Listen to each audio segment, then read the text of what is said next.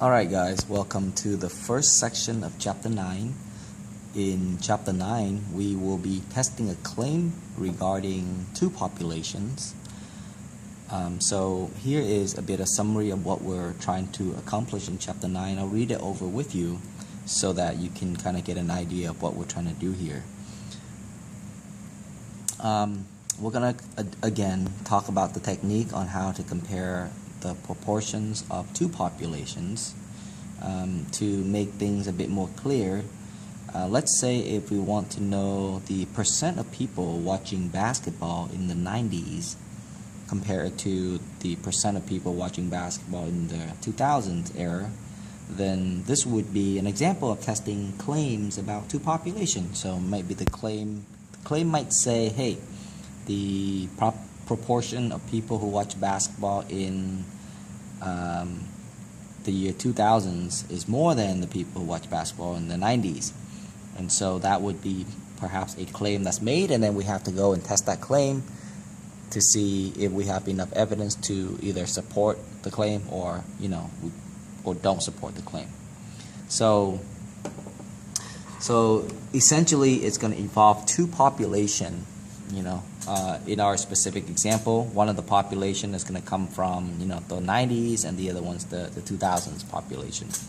We're going to use the symbol n sub 1 to represent the sample size.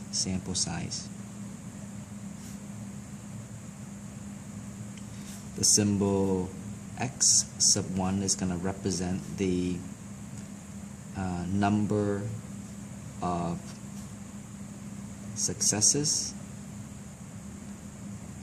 In our example, x sub 1 would be n sub 1 would be the number in our sample, and x sub 1 would be the number of people in our sample who watch basketball.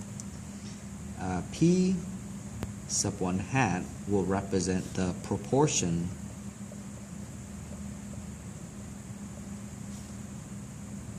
of people in our survey. Okay.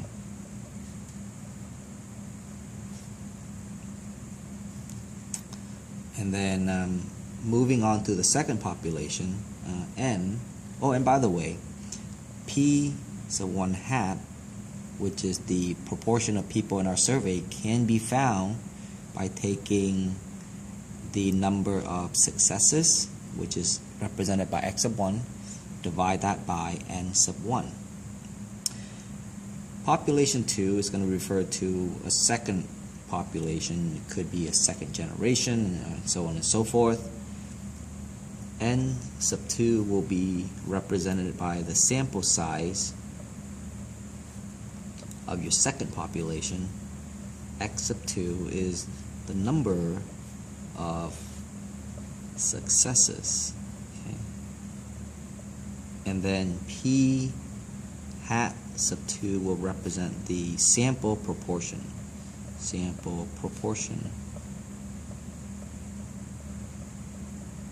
Of the second population. And again, the sample proportion can be found by taking x sub 2 divided by n sub 2. Okay.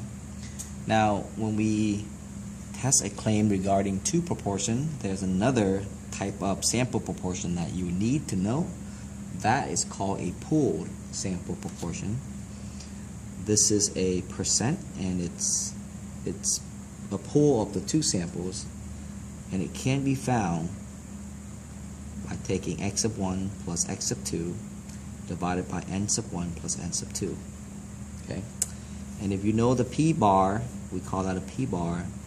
You can also find the q bar by taking 1 minus the p bar. Alright? Now, remember the technique we used in Chapter 8 to test a claim. You start by setting up your null and your alternative hypothesis, and then you always have to find this number called the test statistic, because the test statistic is going to enable us to find the p-value. In Chapter 9, I'm going to show you how to find the test statistic using both the the manual way, or in other words, the method with technology and the method without technology. With technology referring to a graphing calculator. So if we want to find the test statistic without a graphing calculator, we would do it by performing the following calculation, which is taking p sub 1 hat minus p sub 2 hat, and then subtract that to p sub 1 minus p sub 2. Remember that p sub 1 and p sub 2 are our population proportion, and then divide that by p bar times q bar over n sub 1 plus p bar times q bar over n sub 2. And those p bar and q bar came from these pool sample proportion. Okay. Now, I don't expect you to do this by hand. Everything we do in chapter 9 will be done using a calculator. So make sure you know the steps to input data into the calculator and perform the calculation well. Okay. So calculator steps to find the p-value and the test statistic. Alright. It is, you click stat and then choose test and then select to proportion z tests. Alright. And then enter your data. Enter the data, and that will give you the test statistic and the p-value so that you can make a conclusion. Okay. Now, one extra thing that you need to be able to do in chapter 9 is to also write a confidence interval. So a confidence interval, and we're talking about a confidence interval estimate. We're estimating of the difference between the two proportion. Okay.